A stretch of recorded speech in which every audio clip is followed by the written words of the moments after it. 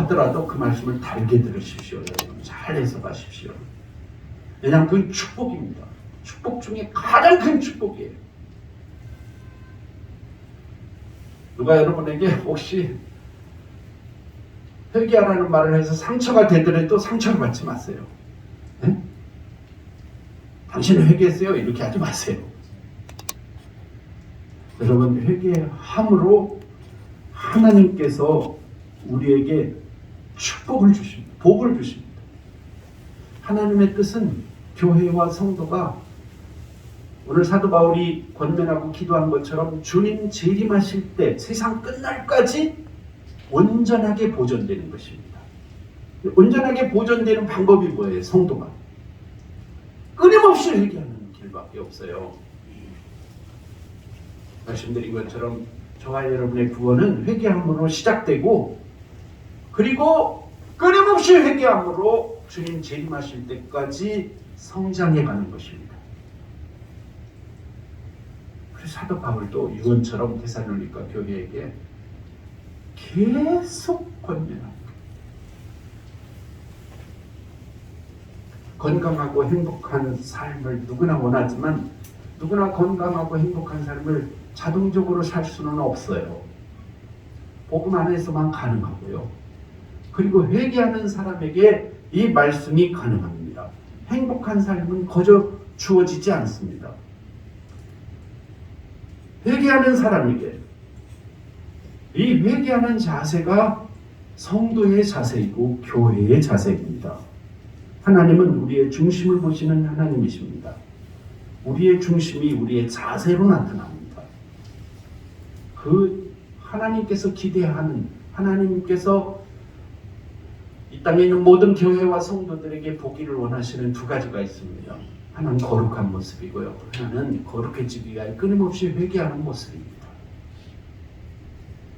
회개하는 모습이 멈추어졌을 때 이미 교회는 병든 것이고 그리고 성도라 하는 이름은 있으나 그 성도는 껍데기뿐인 성도일 가능성이 많습니다.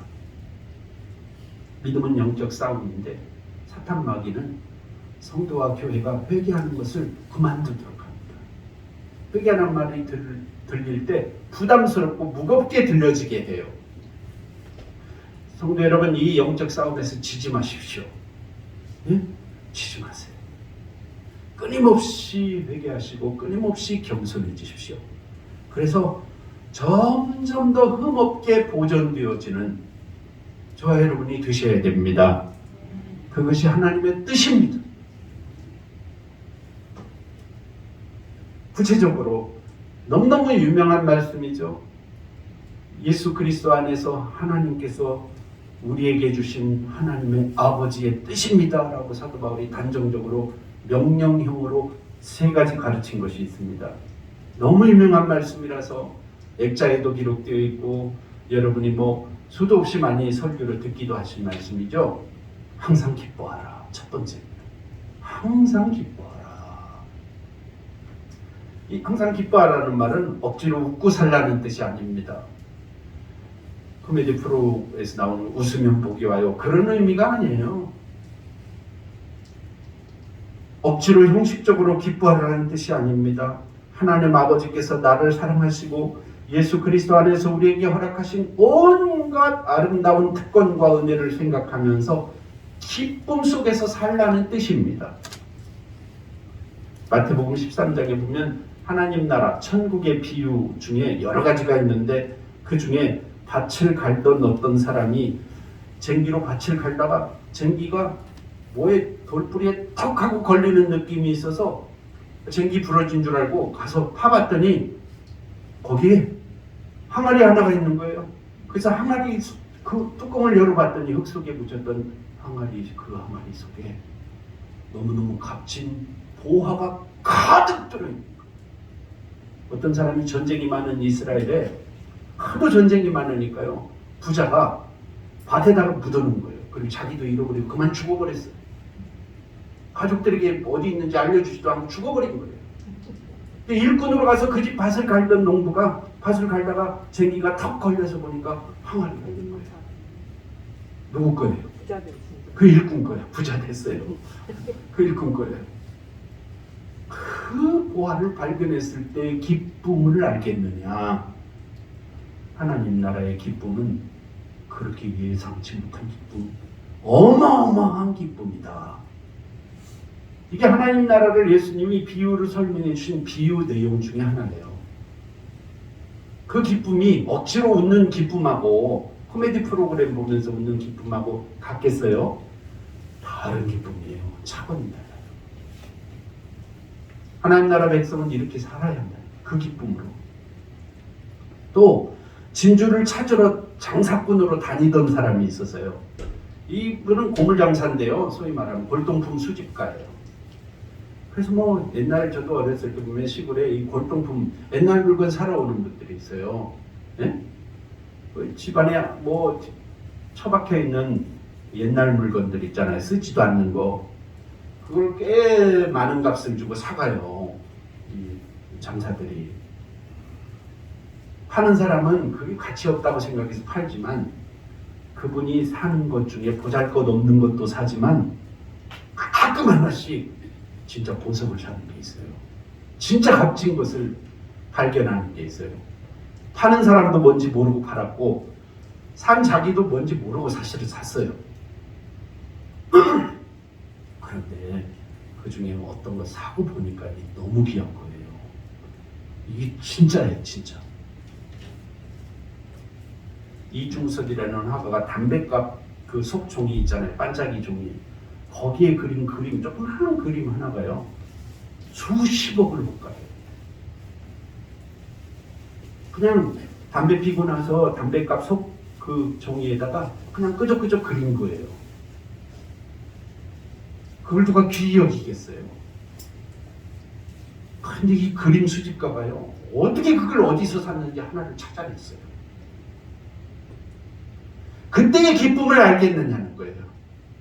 그 기쁨을. 성도 여러분, 신비로운 기쁨이에요. 세상이 이해할 수 없는 기쁨. 예수 그리스도 오실 때까지 이 대림절 절기를 이렇게 여러 번 지내면서 주님 오심을 기다리는 저와 여러분의 그 기다림의 힘이 기쁨이어야 한다는 것입니다. 교회와 성도가 고난을 참는 것은 억지로 참는 정도의 참음이 아니라 그 참을 수 있는 힘이 있어야 돼요. 그것이 바로 이 예기치 못한 기쁨이에요. 누구도 설명할 수 없고 누구도 세상에 줄 수도 없고 알 수도 없는 기쁨.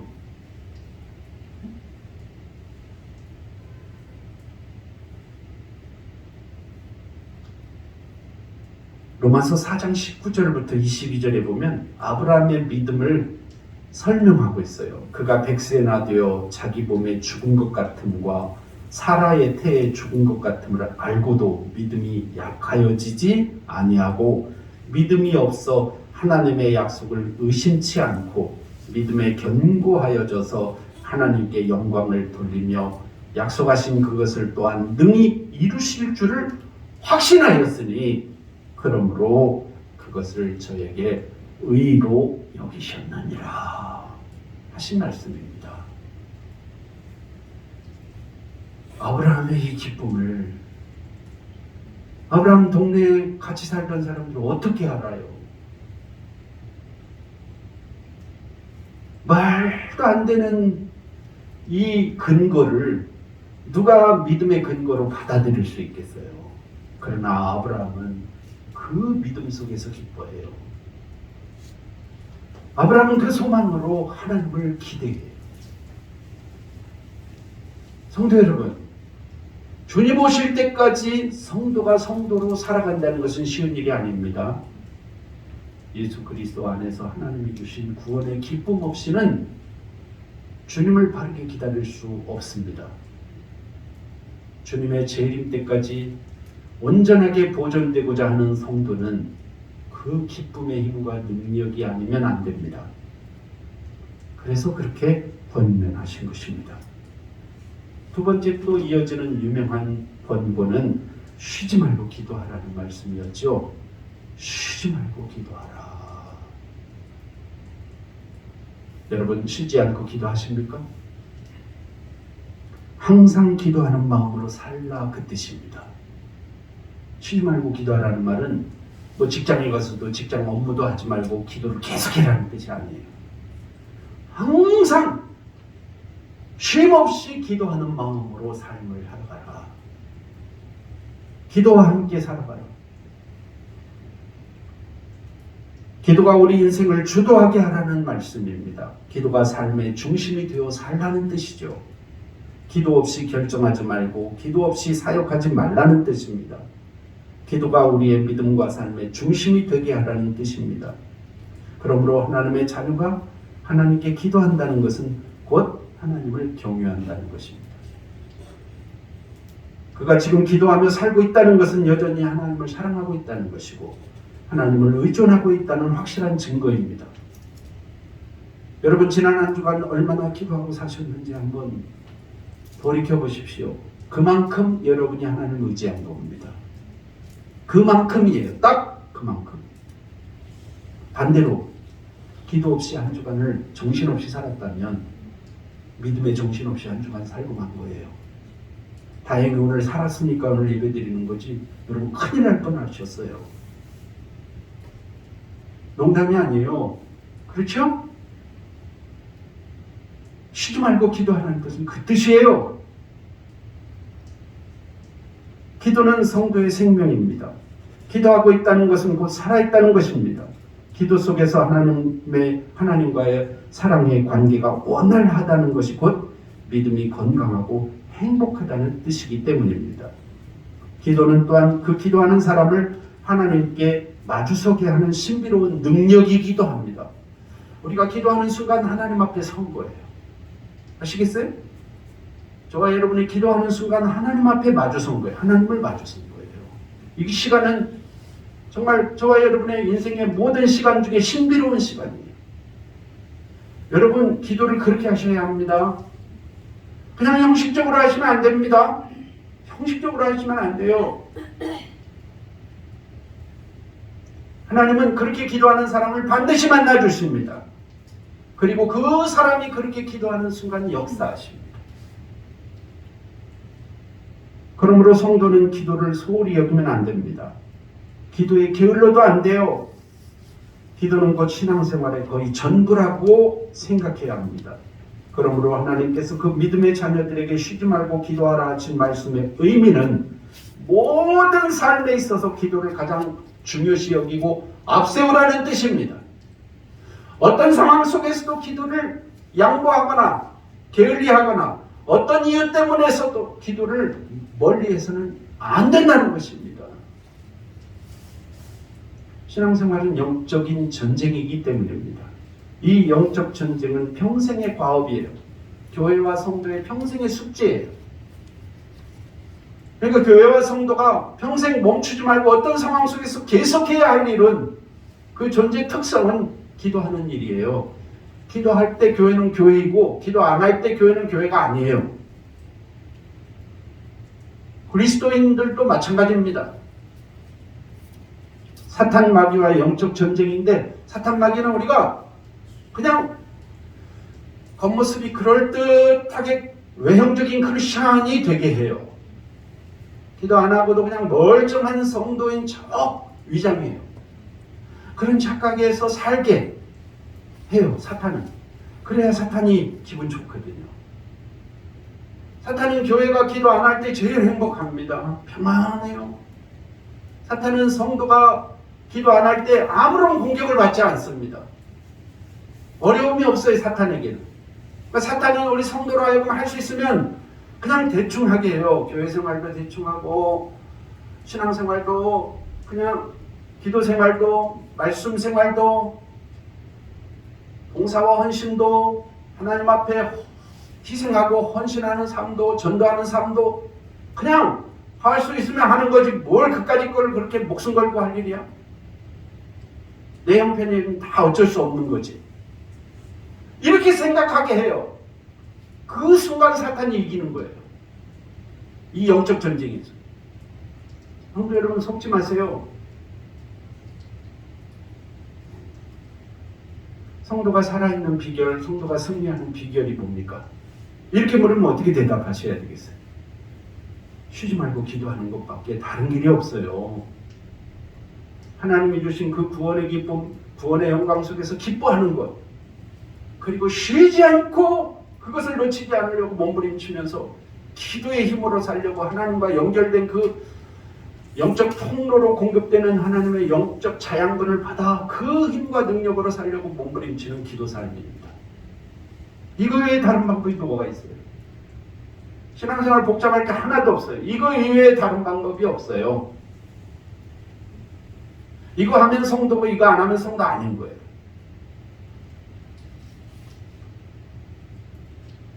대개 사람들은요, 교회를 오래 다닌 분들조차도 기도는 어려울 때 하는 것이라고 정리해요. 위급해지면 기도해요. 묘하게요. 기도 안 하던 분들도 어려워지면 참 신기하게 감사하게 교회를 나옵니다. 새벽 예배도 나오고 작정 기도도 하고 그것도 감사해 하기는 해요. 그러나 성도 여러분, 그 정도 돼서는 안 됩니다. 기도는 형통할 때 더 열심히 해요. 다니엘은 민족이 어려울 때 생명 걸고 기도했죠. 다니엘을 읽어보세요. 다니엘이 총리가 됐어요. 그 어려운 상황 속에서 다니엘이 정말 탁월한 자리에 올라갔어요. 영광스러운 자리. 그때 다니엘이 기도 더 열심히 했는지 안 했는지 여러분 아시죠? 목숨 걸고 기도했습니다.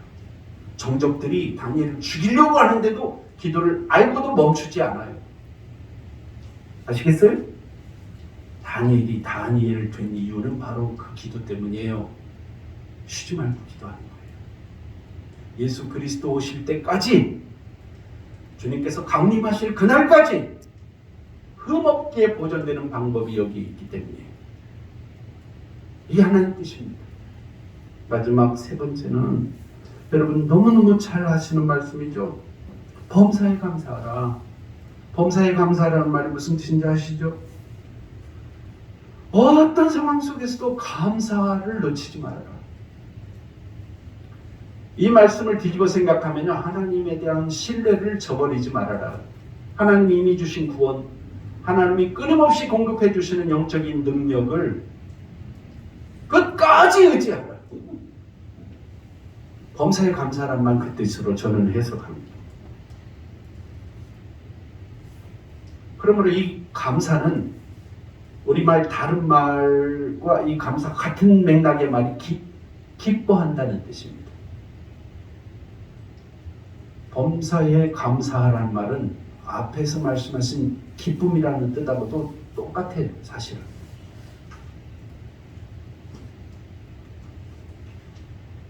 사실은 이 감사가 능력입니다. 성도 여러분. 감사할 수 있다는 것. 이것이 정말 쉬운 일이 아니에요. 감사한다는 것. 이것은 정말 기적 같은 일입니다. 범사에 감사하라는 말씀은 현재 나에게 일어나는 모든 상황을 볼 때 감사하기 힘든 일들이 일어나는 상황임에도 불구하고 감사를 유지하라는 정말 이해할 수 없는 명령이기 때문입니다. 이게 정말 신비로운 거예요. 아무에게나 안 돼요. 그럴 형편이 되면 우리는 충분히 감사해요. 내가 투자한 것에 대한 보상이 막 나오는데 어떻게 감사를 안 해요? 그때는 막 친구들에게 밥도 사고, 예? 가까운 사람들에게 나눠서 막 차도 마시자 그러고, 베풀기도 하고, 뭐 여유로워지죠.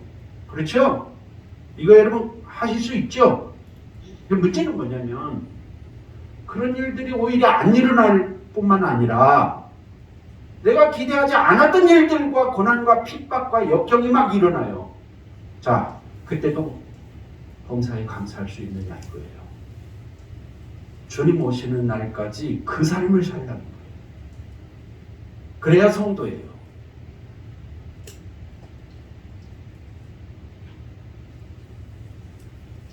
그렇게 살기 위해서는 하나님에 대한 신뢰와 믿음 없이는 불가능합니다.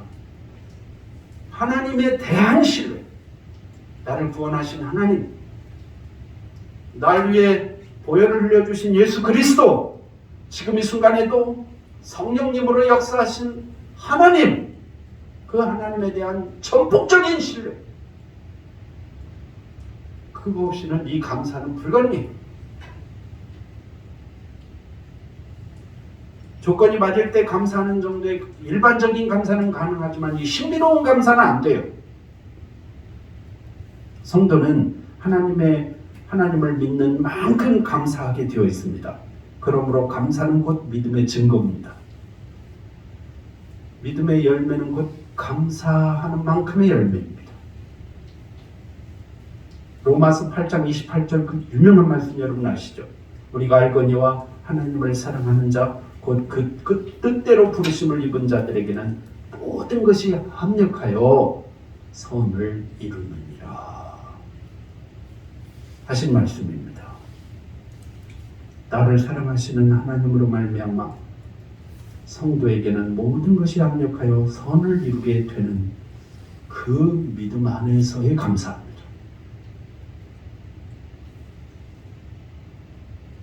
파스칼은 죽을 병에 걸렸을 때 이렇게 일기를 쓴 적이 있습니다.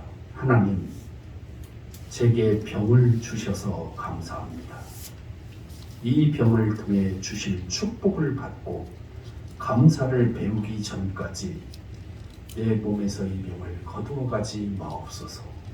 이렇게 기도했어요. 아시겠어요? 하나님 빨리 이 병 좀 떠나게 해주세요. 코로나가 끝나게 해주세요. 하나님 이 환란이 벗어나게 해주세요. 이렇게만 기도하지 않았어요. 죽을 병에 걸렸어요. 보통 병이 아니고. 의사도 이제 그만 살고 준비해야 된다고 말해요.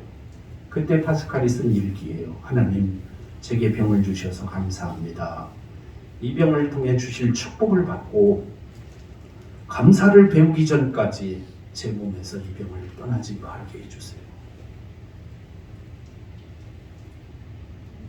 뭘 배우기까지요? 하나님이 주신 축복을 배우기 전까지는.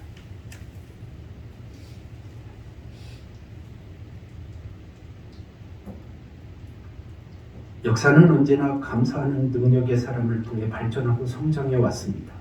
감사하는 사람 곁에 있기만 해도 사실은 곁따라서 기분이 좋아집니다. 감사하는 사람을 통해 배울 것이 많기 때문입니다. 그 사람의 감사가 곧 그의 찬송이며 간증이 됩니다. 가장 훌륭한 복음 전도가 무엇일까요? 나를 사랑하신 하나님께 감사하는 삶입니다. 기도로 감사하십시오. 성도여러분. 찬송을 부름으로 또 감사하십시오. 말씀이 선포되면 아멘 하심으로 감사하십시오. 물질로 하나님 앞에 감사하십시오. 여러분 삶을 통해 이루신 하나님의 능력과 은혜를 간증함으로 감사하십시오. 그러면 그것이 바로 가장 훌륭하고 능력 있는 여러분의 전도가 될 것입니다. 그것이 바로 그리스도 예수 안에서 하나님께서 저와 여러분을 부르시고 기대하시는 하나님의 뜻입니다. 다시 오늘 본문 말씀 23절 말씀으로 결론을 맺겠습니다.